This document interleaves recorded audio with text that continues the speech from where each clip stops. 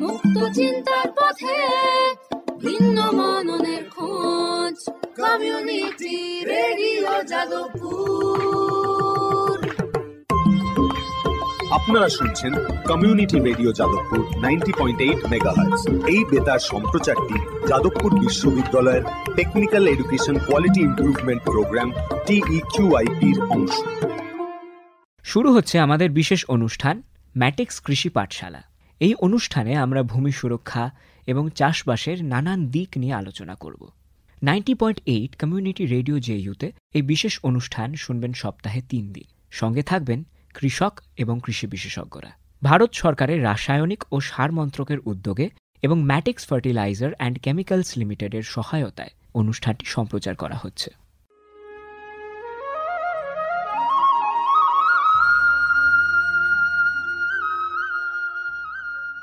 অর্থনৈতিক বিষয় সংক্রান্ত ক্যাবিনেট কমিটি তাদের 28 জুন 2023 সভায় পিএম প্রণাম নামক একটি প্রকল্প অনুমোদন করেছে। এই প্রকল্পের উদ্দেশ্য হল ধরিত্রী ও মৃত্তিকার পুনরুদ্ধার, পুষ্টি, উন্নতি সাধন এবং তা নিয়ে সচেতনতা বৃদ্ধি। গ্রামীণ স্তর থেকে শুরু করে আমাদের সকলের প্রচেষ্টা মাতৃভূমির যত্ন ও স্বাস্থ্য রক্ষার জন্য এই অনন্য পদক্ষেপকে ফলপ্রসূ করে তুলতে পারে। এই প্রকল্পের মূল লক্ষ্য হল কৃষিতে রাসায়নিক সার এবং কীটনাশকের অত্যধিক ব্যবহার দূর করা। বাড়তি ফলনের জন্য সার ও কীটনাশকের অতিরিক্ত ব্যবহার মাটিকে অসুস্থ করে তুলছে, কমিয়ে দিচ্ছে তার উৎপাদন ক্ষমতা। মাটির পুষ্টি আর সুরক্ষার জন্য প্রাকৃতিক অথবা জৈব সারের ভূমি পরীক্ষা ভিত্তিক সুষম ব্যবহার করা প্রয়োজন। পাশাপাশি দরকার জৈব ও প্রাকৃতিক চাষ পদ্ধতি এবং সম্পদ সংরক্ষণ প্রযুক্তি, যেমন সমন্বিত কৃষি ব্যবস্থা, ক্ষুদ্র সেচ, মালচিং, মাটির ক্ষতিকারক খনন না করা, ঘুরে ফিরে বিভিন্ন ফসলের চাষ ইত্যাদি। চাষবাসের এই টেকসই পদ্ধতিগুলো মাটির উর্বরতা বাড়াবে, পরিবেশ দূষণ কমাবে এবং দীর্ঘমেয়াদী উৎপাদনশীলতাকে শক্তিশালী করবে। সারের সুষম ব্যবহার শুধু মাটিই নয়, সার্বিকভাবে পরিবেশের স্বাস্থ্য রক্ষা করে। সুষম সার ব্যবহারের অর্থ হল উদ্ভিদকে তার প্রয়োজনীয় পুষ্টি উপাদানগুলি সঠিক পরিমাণে এবং অনুপাতে, সঠিক সময়ে এবং উপযুক্ত পদ্ধতিতে দেওয়া। সংশ্লিষ্ট রাজ্য বিশ্ববিদ্যালয়গুলি ইতিমধ্যেই তাদের এলাকায় উৎপাদিত ফসলের প্রয়োজন অনুসারে এর ডোজগুলি নির্ধারণ করেছে। সঠিক মাত্রায় সার ব্যবহার করলে ফলন যেমন বাড়বে, তেমনি বাড়বে ফসলের গুণমান। ভালোভাবে পোষিত মাটিতে ফলানো ফল, শাকসবজি ও শস্য প্রয়োজনীয় পুষ্টিতে ভরপুর আর সুস্বাদু হয়। ফলনের বৃদ্ধি আর উন্নত গুণমান আমাদের কৃষকদের জন্য নিয়ে আসবে বেশি মুনাফাও। শুধু বেশি ফসল নয়, উন্নততর ফসল আমাদের লক্ষ্য। এই কৌশলে লাভবান হবে প্রত্যেকে, আমাদের কৃষকরা, আমাদের পরিবেশ এবং সর্বোপরি আমরা সকলে। বিচার বিবেচনার সঙ্গে পরিপোষক ব্যবহার করলে কেবল ফলনই বাড়ে না, প্রজন্মের পর প্রজন্ম জমি থাকে উর্বর। সুতরাং আসুন, একটি উজ্জ্বল এবং স্থায়ী কৃষি ভবিষ্যতের জন্য আমরা সুষম সার ব্যবহারের প্রচার ও অনুশীলন চালিয়ে যাই।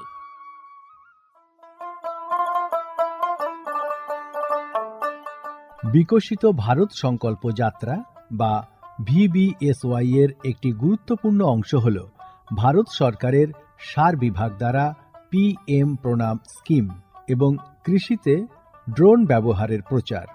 সারের সুষম ব্যবহার এবং ন্যানো সারের ব্যবহার নিশ্চিত করার কাজে সার বিভাগ বিভিন্ন সংস্থা ও মানুষকে নিযুক্ত করেছে, যেমন বিভিন্ন সার উৎপাদনকারী সংস্থা, প্রধানমন্ত্রী কৃষি সমৃদ্ধি কেন্দ্র বা PMKSK গুলি, ফিল্ড অফিসার এবং নোডাল অফিসারদের। VBSY এর একটি প্রধান দিক হল বিভিন্ন শস্য এবং গাছপালার ওপর ন্যানো এবং জল দ্রবণীয় সার স্প্রে করার কাজে ড্রোনের ব্যাপক ব্যবহার। এই উদ্যোগের ফলে ২৯টি রাজ্য ও কেন্দ্রশাসিত অঞ্চলের বিভিন্ন জেলায় হাজার হাজার ড্রোন প্রদর্শন হয়েছে। এই পদ্ধতিটি হাতে কলমে দেখিয়ে দেওয়ায় আধুনিক কৃষি প্রযুক্তি গ্রহণের সুবিধাগুলি মানুষের কাছে আরও স্পষ্ট ও বিশ্বাসযোগ্য হয়ে উঠেছে। এই জনসংযোগ কর্মসূচিগুলি দীর্ঘমেয়াদী কৃষি অনুশীলনের সুফল সম্পর্কে নাগরিকদের অবহিত করতে একটা বড় ভূমিকা পালন করেছে। সারা দেশ জুড়ে লক্ষাধিক দর্শক ড্রোনের প্রদর্শনী প্রত্যক্ষ করেছেন।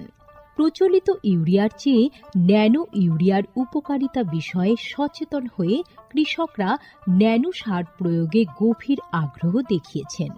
এই কর্মসূচির আলাপ আলোচনায় উঠে এসেছে জৈব চাষের উপযোগিতা, যা প্রমাণ করে চাষের এই সব অনুশীলনগুলি নিয়ে কৃষকদের সচেতনতা। উৎসাহী কৃষকরা কৃষিতে ড্রোন প্রযুক্তির বিষয়ে আগ্রহ প্রকাশ করেছেন। এই আধুনিক কৌশলগুলির অর্থনৈতিক কার্যকারিতা কৃষকদের নতুন দিশা দেখিয়েছে, কৃষিতে এক স্থায়ী এবং সাশ্রয়ী পদ্ধতির পথ প্রশস্ত করেছে। মাননীয় প্রধানমন্ত্রী মহিলা কিষাণ ড্রোন কেন্দ্র চালু করেছেন। এটি মহিলা স্বনির্ভর গোষ্ঠীগুলিকে ড্রোন সরবরাহ করবে, যাতে তারা এই প্রযুক্তি ব্যবহার করে জীবিকা নির্বাহ করতে পারে। ভিবিএসওয়াই প্রোগ্রামের রূপায়ণে পিএমকেএসকেগুলি সক্রিয় ভূমিকা পালন করছে। একে অপরের সঙ্গে এই সহযোগিতাই আমাদের পাথেয়। বিকশিত ভারত সংকল্প যাত্রা শুধু একটি যাত্রা নয়, এটি ভারতীয় কৃষির দীর্ঘমেয়াদী এবং প্রযুক্তিগতভাবে উন্নত ভবিষ্যতের দিকে একটি গুরুত্বপূর্ণ পদক্ষেপ। যাত্রাপথে এটি জাতির কৃষিকে সম্পূর্ণ পুনর্নির্মাণ করা, উদ্ভাবনকে উৎসাহিত করা এবং সবার জন্য একটি সবুজ, আরও সমৃদ্ধ ভবিষ্যৎ নিশ্চিত করায় অঙ্গীকারবদ্ধ। ড্রোন প্রযুক্তি, ন্যানো সার এবং দীর্ঘমেয়াদী কৃষি অনুশীলনের প্রচারের মাধ্যমে এটি কেবল সচেতনতায় তৈরি করছে না, আরও সমৃদ্ধ এবং পরিবেশ বান্ধব ভবিষ্যতের জন্য নব প্রযুক্তিকে গ্রহণ করতে কৃষকদের অনুপ্রাণিত করছে। এই কৃষি বিপ্লবের গতি প্রকৃতি প্রত্যক্ষ করলে এটা স্পষ্ট হয় যে ভিবিএসওয়াই একটি বিকশিত, উন্নত এবং দীর্ঘজীবী ভারতের বীজ বপন করছে।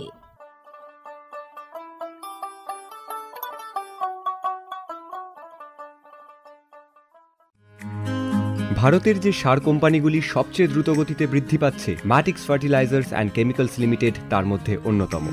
পশ্চিমবঙ্গের পানাগড়ে অবস্থিত তাদের কারখানায় বছরে 12.5 লক্ষ টনের উপর ইউরিয়া সার উৎপাদন হয়। গ্রিনফিল্ড প্রজেক্ট হিসেবে স্বীকৃত এই কারখানায় তৈরি হয় ডক্টর ফসল। ইতিমধ্যেই যা পূর্ব ভারতে সর্বাধিক বিক্রিত ইউরিয়া সার হয়ে উঠেছে। কৃষি উন্নয়ন ও ভূমি সুরক্ষা, ক্ষুধা, অপুষ্টি ও দারিদ্র্য দূরীকরণ, গ্রামীণ এলাকা ও বস্তি উন্নয়ন, লিঙ্গ সাম্য, পরিবেশ, স্বাস্থ্য, শিক্ষা ইত্যাদি নানান বিষয়ের উপর জোর দেয় ম্যাটিক্সের CSR প্রকল্পগুলি। ম্যাটিক্স এক সবুজ ভবিষ্যতের অঙ্গীকার। মুক্ত চিন্তার পথে ভিন্ন মননের খোঁজ, কমিউনিটি রেডিও যাদবপুর। আপনারা শুনছেন কমিউনিটি রেডিও যাদবপুর 90.8 মেগাহার্টজ। এই বেতার সম্প্রচারটি যাদবপুর বিশ্ববিদ্যালয়ের technical education quality improvement programme TEQIP-র অংশ।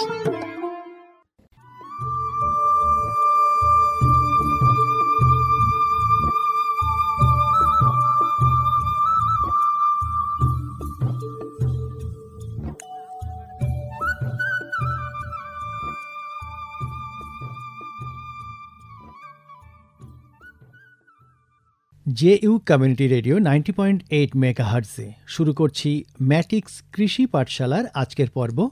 আমাদের আজকের পর্বের বিষয় সারের সুষম প্রয়োগ, অর্থাৎ সুষম সারের ব্যবহার।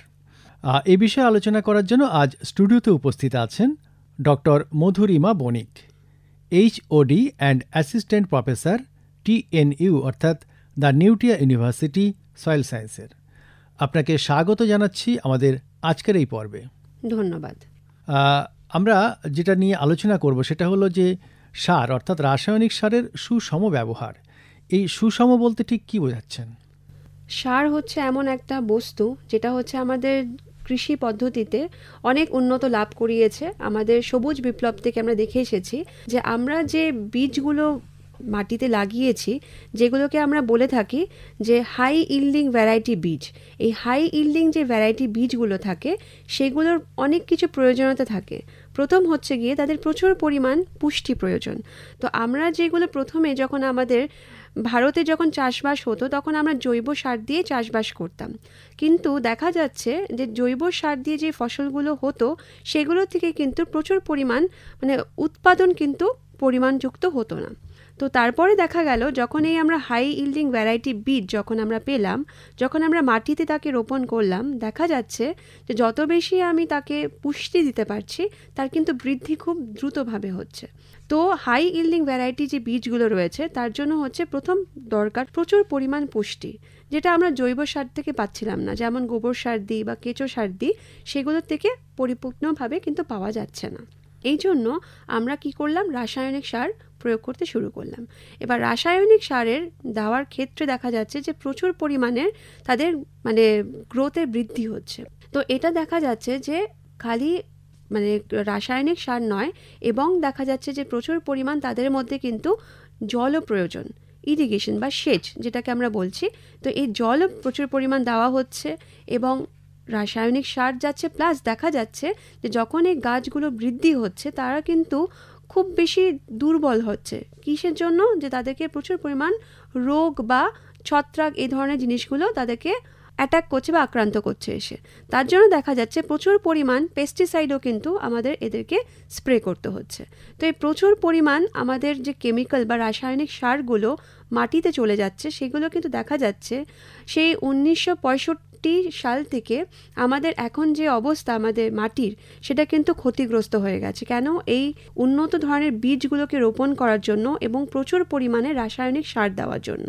তো এই রাসায়নিক সারকে যদি আমরা ঠিক মতন সুসময়ভাবে না মানে প্রয়োগ করতে পারি, ব্যালেন্সড ওয়েতে না প্রয়োগ করতে পারি, তাহলে দেখা যাবে যে আমাদের কিন্তু এই মাটি যে ক্ষতিগ্রস্ত হয়ে যাচ্ছে এটা কিন্তু আরও দ্রুত গতিতে মানে এগোবে। তো আমাদের কিন্তু এই ব্যালেন্সড ওয়েতে কিন্তু আমাদের সার প্রয়োগ করা খুবই প্রয়োজন। মানে এটা একেবারে বিজ্ঞান ভিত্তিকভাবে চাষ করতে গেলে ব্যালেন্সড সার আমরা প্রয়োগ করব, সুষম উপায়ে আমরা সার প্রয়োগ করব। তো তার কারণ তো বললেন আপনি কিছুটা, তবু যদি বলেন যে বিশেষ প্রয়োজন কি কি আছে, এর গুরুত্ব। আজকে যদি বলি সুষম সার প্রয়োগ, এবার আমরা কোন রাসায়নিক সারগুলোকে আমি প্রাধান্য দিচ্ছি, সেটার মধ্যে সব থেকে প্রথমে আসছে হচ্ছে urea, SSP single super phosphate, আর মিউরিয়েট অফ পটাশ যাকে আমরা এমওপি বলি। তো আমরা সেখানে NP2O5 মানে ফসফেট এবং K2O মানে হচ্ছে পটাশ, নাইট্রোজেন ফসফেট পটাশের সেই ডোজগুলো আমরা দেখে থাকি। সুসময় সার প্রয়োগ মানে হচ্ছে গিয়ে NPK ডোজ আগে ছিল হচ্ছে গিয়ে 4:2:1 মানে 4:2:1। তো এটা আমাদের ছিল হচ্ছে গিয়ে আগের মানে সুষম সার প্রয়োগের ডোজ, মানে নাইট্রোজেন ফসফেট এবং পটাশ। কিন্তু ইদানিং যেটা দেখা গেছে যে সার প্রয়োগ যেহেতু বেড়েছে আমাদের মাটিতে, সেখানে এখন যে রেশিওটা যে তৈরি হয়েছে নাইট্রোজেন ফসফেট এবং পটাশের, সেটা হয়ে এসছে 6.8:2.8:1। তো দেখা গেছে সেখানে কিন্তু আমাদের যে মানে সুষম সার প্রয়োগ যেটা রয়েছে সেটা কিন্তু বেড়েছে আগের যে ডোজগুলো ছিল। তো এটা হচ্ছে কি আমরা যখনই কোনো সার, যেটার মধ্যে হচ্ছে ইউরিয়া বা এসএসপি বা মিউরেট অফ পটাশ আমরা যখন প্রয়োগ করব, সেটা যেন এই ডোজে মেপে যেন প্রয়োগ করা হয়। তাহলে এখন আমাদের এই সুষম সারের ডোজটা বেড়ে গেছে আর কি, যেটা আপনি বলছিলেন যে NPK, সেটা যদি একটু বলেন আর কি। মানে একাধিক আমাদের যে রাজ্যগুলো রয়েছে সেখানে দেখা যাচ্ছে যে আবহাওয়াটা যেটা রয়েছে সেটা ট্রপিক্যাল এবং সাবট্রপিক্যাল। এই ধরনের আবহাওয়া মানে হচ্ছে কি একটা মানে ভ্যাপসা একটা গরম। তো এই ধরনের যখন তাপমাত্রা থাকে তো মাটির মধ্যে যে জীবাণুগুলো আছে তারা খুব তাড়াতাড়ি কিন্তু পচন করতে পারে। তো যত তাড়াতাড়ি তারা পচন করবে, যে জৈব পদার্থগুলো রয়েছে তারা কিন্তু খুব তাড়াতাড়ি কিন্তু পচে গিয়ে সংখ্যায় কমে যাবে। যত জৈব পদার্থ কমে যায় তত দেখা যাচ্ছে নাইট্রোজেনের সংখ্যাও কিন্তু কমে যায়। এই জন্য আমাদের যে ভারতের যে মাটিগুলো রয়েছে তার মধ্যে প্রচুর পরিমাণ কিন্তু নাইট্রোজেনের অভাব দেখা যাচ্ছে। এই জন্য আমরা যখনই নাইট্রোজেন ফসফেট আর পটাশের যখন ডোজটা বলি, তার মধ্যে দেখা যাচ্ছে সব থেকে বেশি ডোজ কিন্তু আমাদের নাইট্রোজেনের রয়েছে। এই জন্য আমরা সব থেকে বেশি যে সারটা আমরা প্রয়োগ করি নাইট্রোজেন মানে যেটা হচ্ছে সেটা ইউরিয়া, মানে এমওপি বা সিঙ্গেল সুপার ফসফেট থেকেও বেশি প্রয়োজন হয় ইউরিয়াটা আমাদের। আচ্ছা, আমরা যদি সার যদি সুষম ভাবে যদি আমরা প্রয়োগ না করি, মানে ব্যালেন্স রেখে যদি আমরা না প্রয়োগ করি, তাহলে কি কি ক্ষতি হতে পারে? আগেকার দিনে কি হতো যে দেখা গেছে যে চাষি বন্ধুদের মধ্যেও কিন্তু বলা যায় একটা মানে কম্পিটিশন ছিল, যে দেখা যাচ্ছে একটা চাষি বন্ধু যদি সে 40 কেজি ইউরিয়া দিয়ে প্রচুর ভালো ফসল পেয়েছে, তার পাশের যে বন্ধুটি আছে সে ভাবে যে সে 40 কেজি দিয়ে এত ভালো ফসল পাচ্ছে, আমি 60 কেজি দেবো। তখন দেখা যাচ্ছে যে হ্যাঁ 60 কেজি দিয়েও কিন্তু আরো ভালো ফসল হচ্ছে। এই করে করে কি হচ্ছে, মাটিতে বছরের পরে বছর প্রচুর পরিমাণে সার কিন্তু প্রয়োগ হয়ে গেছে, তো যেটা অতিরিক্ত, যেটা অপ্রয়োজন ছিল। এবার হয়তো আমরা ভেবেছি যে বেশি পরিমাণ সার দিচ্ছি মানে কি হচ্ছে, যে মাটি প্রচুর পরিমাণ পুষ্টি ধরে রেখেছে, তো আমাদের যত বছর যাবে আমরা আরো ভালো উৎপাদন পাবো। কিন্তু বিষয়টা দেখা যাচ্ছে পুরো উল্টো হয়ে গেছে।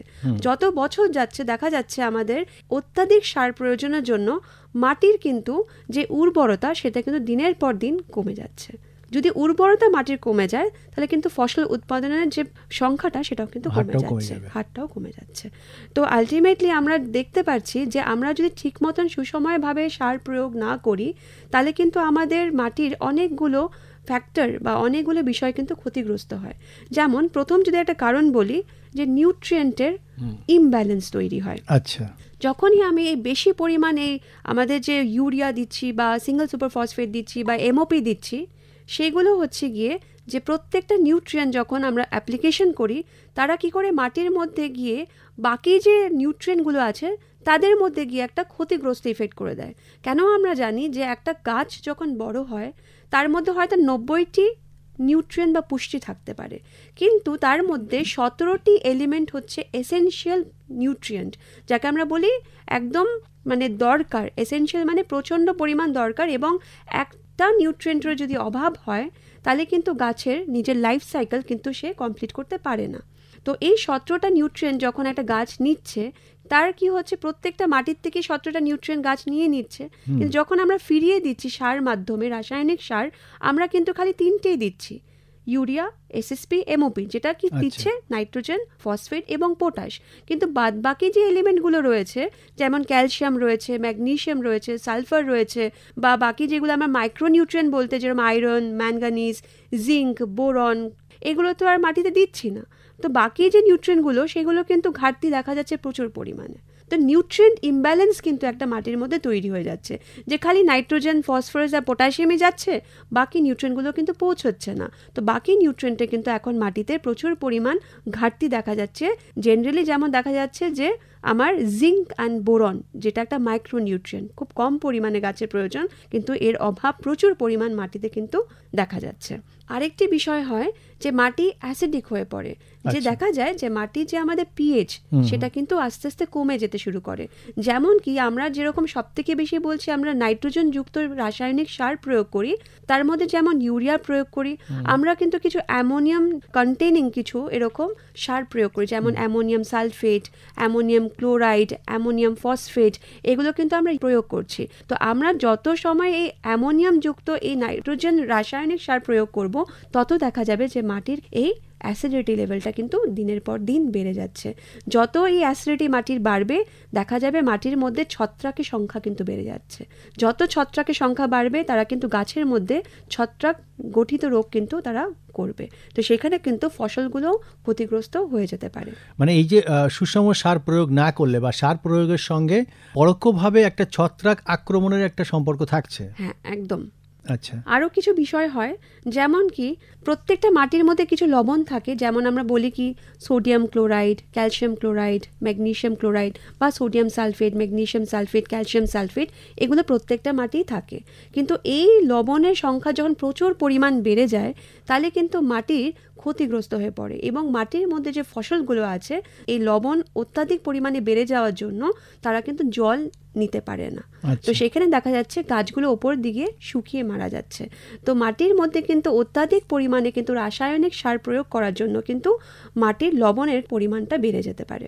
তো আরও কিছু দেখা যাচ্ছে, যেমন কি হয় যে মাটির কোয়ালিটি দিনের পর দিন কিন্তু ক্ষতিগ্রস্ত হচ্ছে। কেন দেখা যাচ্ছে মাটির মধ্যে কিন্তু আমাদের প্রচুর জীবাণু রয়েছে, যে জীবাণুগুলো মাটিকে বলা হয় জীবিত। এই জীবিতকে বানাচ্ছে কে? সেই জীবাণুগুলো। তো এই জীবাণুগুলোকে আমি যদি ভালো রাখতে চাই, সেই জীবাণুর যে পিএইচ গুলো দরকার সেটা কিন্তু পরিপূর্ণ থাকতে হবে। যে ব্যাকটেরিয়া অম্ল পিএইচে থাকবে, ছত্রাক অ্যাসিডিক পিএইচে থাকবে, সেগুলো কিন্তু থাকা খুব প্রয়োজন। তো সেখানে যদি আমার এই ঠিক মতন ভাবে সার প্রয়োগ না করা হয়, তাহলে কিন্তু দেখা যাচ্ছে এই ধরনের সমস্যাগুলো কিন্তু দিনের পর দিন বেড়ে যাবে এবং সেই চাষের জমিতে কিন্তু আর ভালো ফসল উৎপাদন করা যাবে না। তো আপনি যেটা বলছিলেন যে এই যে সুষম সারের প্রয়োগ, ব্যালেন্স ফার্টিলাইজারের যে অ্যাপ্লিকেশন, সেটা যে ডোজের কথা বলছিলেন, ডোজ বাড়ানো হচ্ছে। তো আমাদের যে নানান ফসল আছে, ধরুন তৈল জাতীয় বা খাদ্যশস্য জাতীয় বা অন্যান্য, এই সমস্ত ফসলে আমাদের ডোজটা আমরা কেমন রাখবো? যেরকম কিছু আমাদের ফসল আছে, যেরকম আমরা ধান বলি বা গম বলি বা ভুট্টা বলি, এই ধরনের কিন্তু ফসলগুলো আমরা সব থেকে বেশি খাই। তো আমাদের দিনে কিন্তু সেগুলোর প্রত্যেকটা এই ফসলগুলোর প্রয়োগ কিন্তু রয়েছে।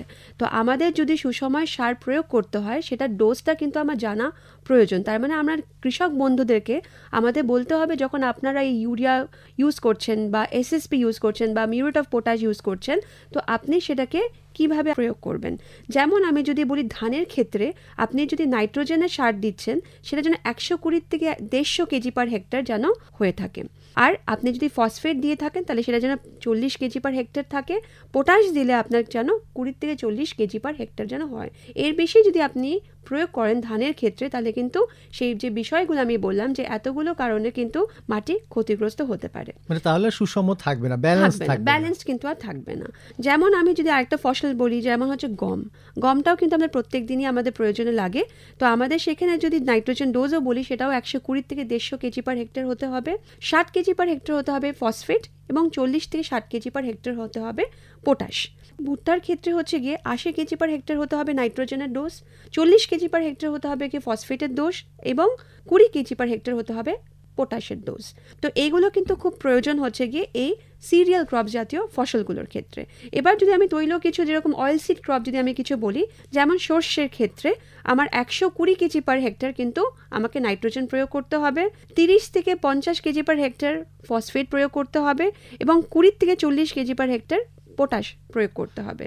যদি আমি বাদামের ক্ষেত্রে বলে থাকি, 40 থেকে 45 কেজি হতে পারে, সেটা নাইট্রোজেন আমরা দিতে পারি। 20 থেকে 30 কেজি পার হেক্টর আমরা দিতে পারি ফসফেট এবং 40 কেজি পার হেক্টর দিতে পারি আমরা পটাশ।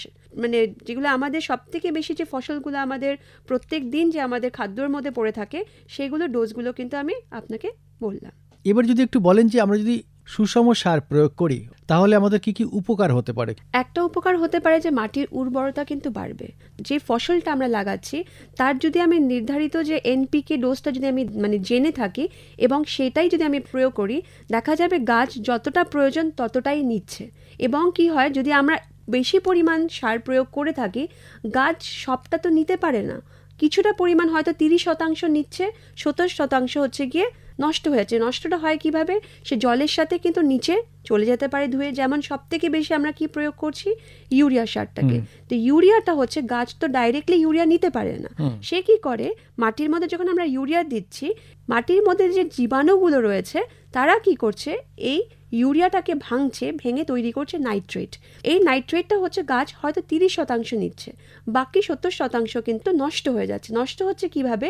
লিচিং লস হয়। লিচিং মানে কি, ধরে নিন বৃষ্টি হলো বা আপনি সেচ দিয়েছেন, জল অ্যাপ্লিকেশন করেছেন, তাহলে কি হচ্ছে, এই নাইট্রেটটা হচ্ছে তার জলের সাথে নিচে ধুয়ে চলে যায় খুব দ্রুত বেগে।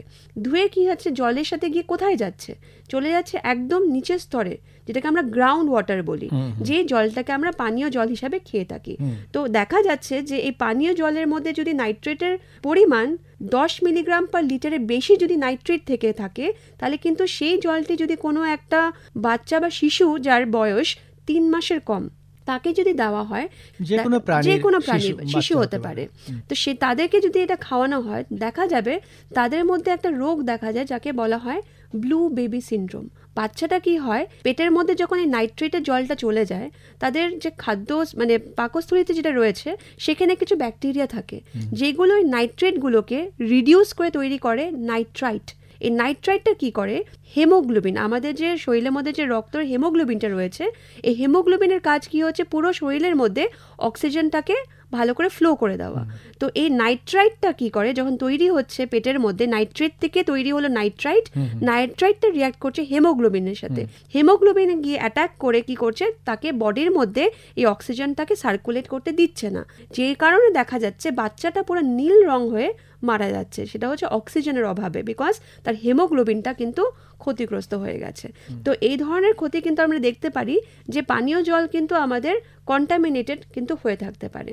এবং দেখা যাচ্ছে যে বেশি পরিমাণ বৃষ্টি হলো, আশেপাশে কোনো পুকুর আছে জমির পাশে যেখানে মাছ চাষ হয়, সেখানে যদি এই নিউট্রিয়েন্টগুলো ধুয়ে চলে যায়, নাইট্রোজেন হোক বা ফসফরাস হোক, দেখা যাচ্ছে প্রচুর পরিমাণ পুকুরের মধ্যে নিউট্রিয়েন্টগুলো চলে যাওয়ার জন্য প্রচুর পরিমাণ অ্যালগে গ্রো করছে, যেটা হচ্ছে অ্যালগেল ব্লুম আমরা বলে থাকি। এত বেশি সংখ্যায় এরা গ্রো করছে যে কারণে তারা পুরো অক্সিজেনটা পানীয় জলে নিয়ে নিচ্ছে, পুকুরের জলের, যে কারণে যে মাছগুলো রয়েছে নিচে তারা অক্সিজেনের অভাবে কিন্তু মারা যাচ্ছে। তো এইভাবে কিন্তু আমরা দেখতে পাই জলও ক্ষতিগ্রস্ত হচ্ছে এবং প্রচুর পরিমাণ দেখা যাচ্ছে আমার নাইট্রাস অক্সাইড গ্যাস কিন্তু তৈরি হচ্ছে, যেখানে অনেক সময় ধান চাষ আমরা করে থাকি, সেখান থেকে মিথেন তৈরি হয়, নাইট্রাস অক্সাইড গ্যাস তৈরি হয়, যেগুলো কি করছে আমাদের গ্লোবাল ওয়ার্মিং করছে, আমাদের চারিপাশে আবহাওয়া কিন্তু গরম হয়ে যাচ্ছে। তো দেখা যাচ্ছে যে আমরা যদি ঠিক মতন সার প্রয়োগ বা রাসায়নিক সার প্রয়োগ না করি, তাহলে কিন্তু যেভাবে আমাদের মাটির উর্বরতা কমে যাবে, সেভাবেও কিন্তু আমাদের চারিপাশে যে আমাদের পরিবেশটা রয়েছে সেটা কিন্তু ক্ষতিগ্রস্ত হয়ে যেতে পারে।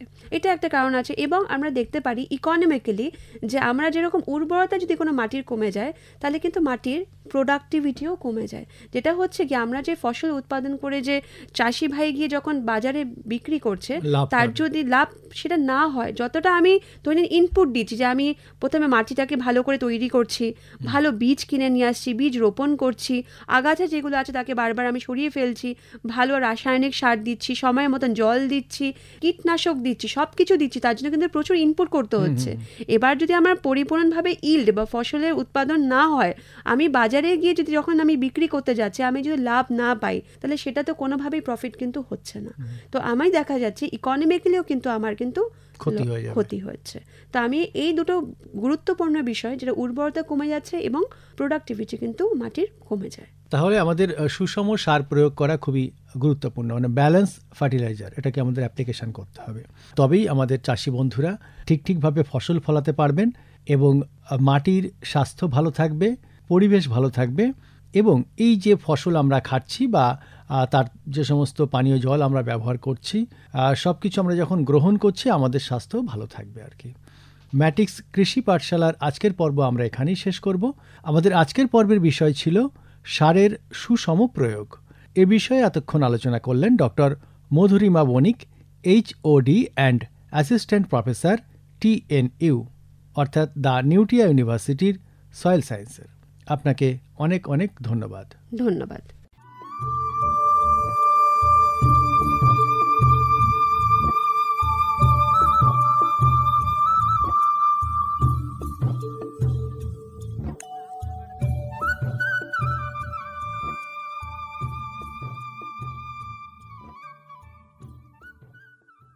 এতক্ষণ শুনলেন আমাদের বিশেষ অনুষ্ঠান ম্যাটিক্স কৃষি পাঠশালা। ভারত সরকারের রাসায়নিক ও সার মন্ত্রকের উদ্যোগে এবং ম্যাটিক্স ফার্টিলাইজার অ্যান্ড কেমিক্যালস লিমিটেডের সহায়তায় অনুষ্ঠানটি সম্প্রচার করা হলো। কেমন লাগলো এই অনুষ্ঠান আমাদের জানাতে পারেন 033-2457-2620 নম্বরে। আপনারা আমাদের মেল করতে পারেন আমাদের ইমেল আইডি radioju@gmail.com-এ, আমাদের ইউটিউব চ্যানেল রেডিও জেইউ এবং আমাদের অফিসিয়াল ইনস্টাগ্রাম হ্যান্ডেল radio_JU। আজকের মতো ম্যাটিক্স কৃষি পাঠশালা এই পর্যন্ত। শুনতে থাকুন কমিউনিটি রেডিও জেইউ 90.8 মেগাহার্টজ। ভারতের যে সার কোম্পানিগুলি সবচেয়ে দ্রুত গতিতে বৃদ্ধি পাচ্ছে, ম্যাটিক্স ফার্টিলাইজার্স অ্যান্ড কেমিক্যালস লিমিটেড তার মধ্যে অন্যতম। পশ্চিমবঙ্গের পানাগড়ে অবস্থিত তাদের কারখানায় বছরে 12.5 লক্ষ টনের উপর ইউরিয়া সার উৎপাদন হয়। গ্রিনফিল্ড প্রজেক্ট হিসেবে স্বীকৃত এই কারখানায় তৈরি হয় ডক্টর ফসল। ইতিমধ্যেই যা পূর্ব ভারতে সর্বাধিক বিক্রিত ইউরিয়া সার হয়ে উঠেছে। কৃষি উন্নয়ন ও ভূমি সুরক্ষা, ক্ষুধা, অপুষ্টি ও দারিদ্র্য দূরীকরণ, গ্রামীণ এলাকা ও বস্তি উন্নয়ন, লিঙ্গ সাম্য, পরিবেশ, স্বাস্থ্য, শিক্ষা ইত্যাদি নানান বিষয়ের উপর জোর দেয় ম্যাটিক্সের CSR প্রকল্পগুলি। ম্যাটিক্স এক সবুজ ভবিষ্যতের অঙ্গীকার। দূরে সে পাশে বসে পায়ে পায়ে কখনো চলে যাই দূর, এ জীবন উদযাপনের সুর, রেডিও রেডিও যাদবপুর, এগিয়ে চলার সুর, radio radio Jadavpur. 90.8 megahertz, Community Radio, Jadavpur University.